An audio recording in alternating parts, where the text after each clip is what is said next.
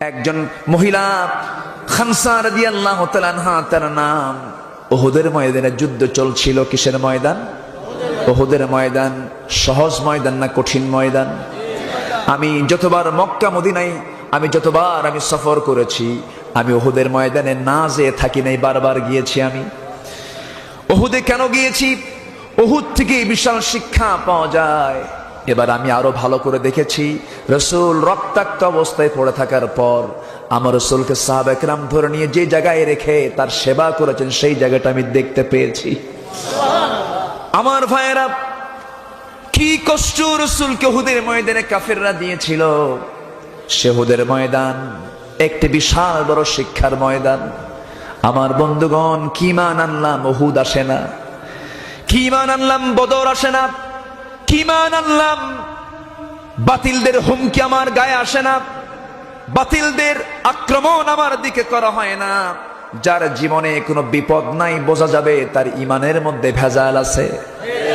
আসতে বলবেন না ঠিক কিনা? আমার নবীজির জীবনে আক্রমণ কম ছিল না, বেশি ছিল? সব সময় ছিল। 24টা ঘন্টা আমার নবীজি সাহাবায়ে কেরামকে সবসময় কান সজাগ করে রাখতেন। সাহাবী, তুমি ওখানে দাঁড়ায়া থাকবা। মদিনা নিরাপত্তার চাদর রেখে দিতেন। ক্ষুদ্র নগর রাষ্ট্রকে তিনি নিরাপত্তার চাদর দিয়ে ঢেকে রাখতেন। অস্ত্র হাতে নিয়ে সাহাবায়ে কেরাম দাঁড়ায়া থাকতেন। যেমন কোরআন হাতে নেওয়া যেমন আপনার জন্য জরুরি, প্রয়োজনে আল্লাহর জমিনের দিন কায়েমের জন্য অস্ত্র হাতে নেওয়াও জরুরি, ঠিক কিনা? কিন্তু বৈধ পথে না অবৈধ পথে? বৈধ পথে না অবৈধ পথে? অস্ত্র হতে হবে বৈধ না অবৈধ? বৈধ হতে হবে। আবার ভুল বুঝবেন না, হুজুর আমাদের কাজকে অর্ডার দিয়ে গেছে, সামনে যা পাবা সব খাইয়া শেষ করো। উহুদের ময়দান রক্তাক্ত একটি ময়দান, কঠিন একটি ময়দান। আমার নবীজি মাঝে মাঝে তিনি উহুদে যেতেন।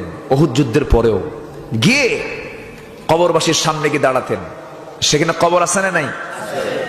কবরবাসীর সামনে দাঁড়াতেন। 70 জন সাহাবী শহীদের নজরানা পেশ করে আজও ইতিহাসের সাক্ষী হয়ে তারা আছেন। আল্লাহু আকবার।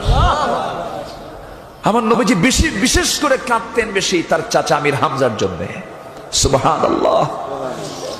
তিনি বেশি বেশি কাঁদতেন তার জন্য। কেন জানেন? সেই মক্কায় সবচেয়ে বেশি কাফিরদের অত্যাচার, পিটন, হামলা মামলা থেকে রক্ষা পেয়েছেন আমির হামজার দ্বারা। তিনি বেশি, তিনি সামনে বাধার প্রাচীর হয়ে দাঁড়াতেন আর বলতেন, ভাতিজা মুহাম্মদ, আমার গায়ে রক্ত থাকা পর্যন্ত আবু জেহেল তোমার সামনে চোখ রাঙিয়ে কথা বলার সাহস পাবে না। জোরে বলেন আল্লাহু আকবার। সাইয়্যিদুশ শুহাদা